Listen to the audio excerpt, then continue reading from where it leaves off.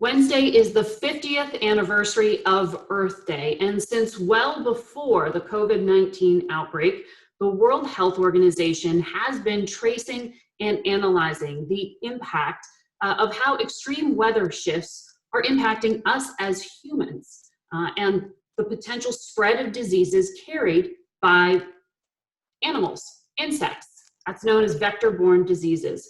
We wanted to take a closer look with the World Health Organization's lead climate doctor, Dr. Campbell-Lendrum. Thank you for joining us. Thank you, it's a pleasure. So we've seen these images of what has happened since humans have been forced indoors as part of these quarantine measures. And it looks like the pollution levels have decreased. Has there actually been a positive impact on the climate? Well, we would never want to say that COVID-19 has brought positive impacts overall. It's very clear this is an absolute public health disaster that countries are really struggling to deal with.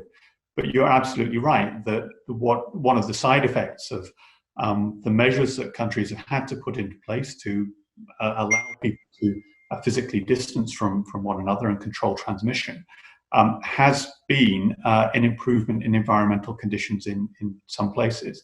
So you're absolutely right. So as China put into place their strong lockdown, we saw emissions of their pollutants drop. You could pick it up on satellite images.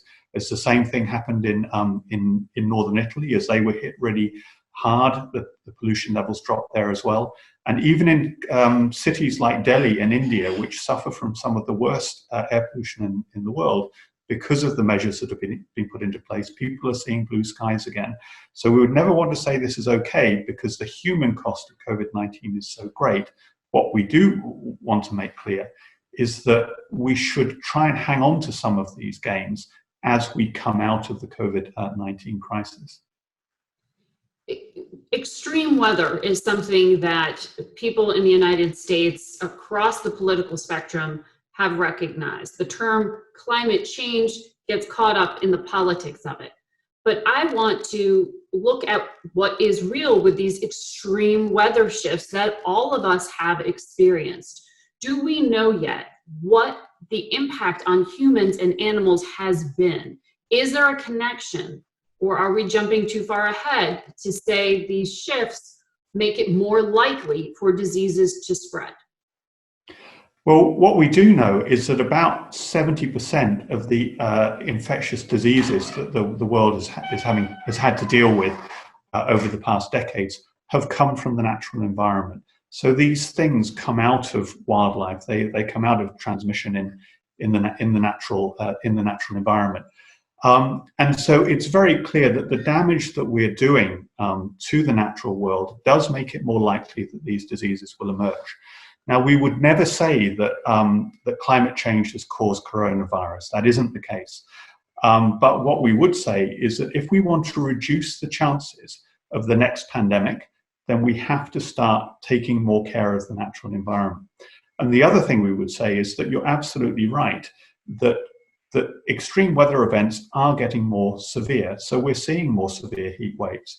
We're seeing more severe wildfires, so of the kind that California has experienced within the last year or so, that Australia was wrecked by in the early part of this year.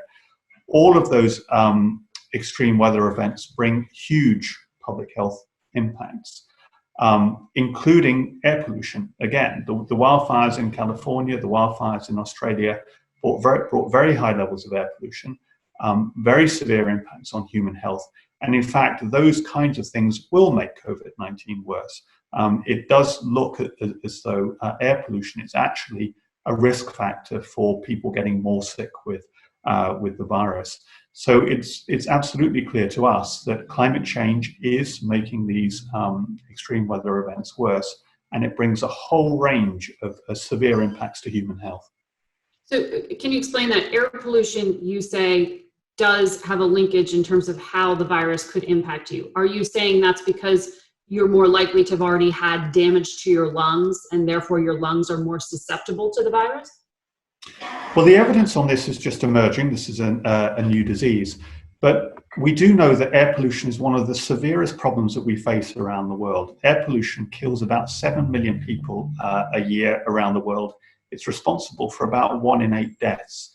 So air pollution basically conditions, it's a risk factor for many, many other things. It's a risk factor for heart disease. It's a risk factor for respiratory illness. So we would therefore expect that places which have high air pollution are more likely to give people conditions whereby if they then get infected with the virus, they're more likely to get sick. So we're getting the first indications that places with higher levels of air pollution may also have higher rates of death and disease from COVID-19. It's not conclusive at the moment, but it's what we would expect, and it's what we think we're starting to see. Yeah, the origins of COVID-19 are still unclear, but the consensus among virologists is that this was a zoonotic event, that this jumped from an animal to a human. But is there any kind of linkage between that origins of this virus and changes that we've seen in the environment? Well, you're right that does seem to be the strong consensus of evidence at the moment. That's where the viruses come from, and that is where most of the viruses come from. That's where most of these infections come from. It was the case with SARS in the late part of 2002, even going all the way back to the origins of HIV and the AIDS epidemic. All of these things came out of the natural environment. So when we damage the natural environment, when we overexploit it, and then when we don't monitor what's happening to infections in wildlife, and infections in domestic animals, and infections in humans, we're basically leaving ourselves open to these risks. So again, we're not at the moment saying that climate change or any particular environmental interaction caused this disease to emerge, but we would say overall environmental damage seems to be increasing the risks either of past epidemics, of this pandemic, and potentially of future pandemics as well. The World Health Organization recently changed its advisory on wet markets, these markets where exotic animals are sold. Is that related to this? Well, we're absolutely clear that in different parts of the world, people have different kinds of food supplies, different kinds of places that they get their food from. The common factor in all of these is that you need to have high hygiene standards. So we're not in the business of telling individual countries you have to change your cultural practices completely to do one thing or another. What we have been absolutely clear on is that in the case of wet markets, which is the most likely source of this infection, which have been closed down in most places in response to this epidemic, if they are to reopen, they should only reopen when there's absolutely solid controls on what is happening within them, and when there is monitoring of the disease risks. And we would say that for any place that people get their food in general, the conditions are absolutely clear. Any place that you're buying and selling food, you need to maintain the highest possible standards of hygiene, and that's what we're saying about wet markets. So apart from COVID-19, where there's so much focus right now, what are some of the other vector-borne, diseases, those that have been traced from insects to humans or other animals to humans? Yeah, in contrast to COVID-19 or the SARS virus, which is transmitted directly from human to human, and therefore there's less space basically for weather and climate to have an influence on that transmission. There are other diseases where we have really strong evidence that weather and climate have a very, very strong influence.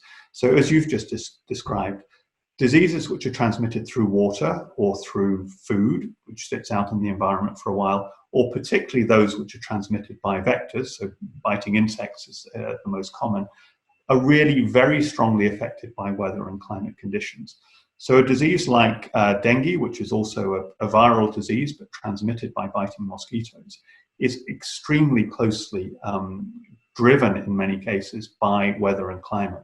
So you see when you have hot conditions, you have wet conditions, that's where dengue transmission does really well.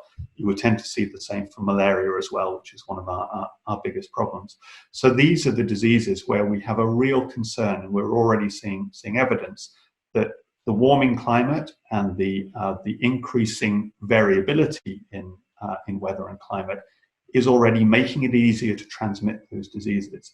So it's not to say that there's nothing we can do about this. If we have really strong public health measures, then we can still control the spread of these diseases.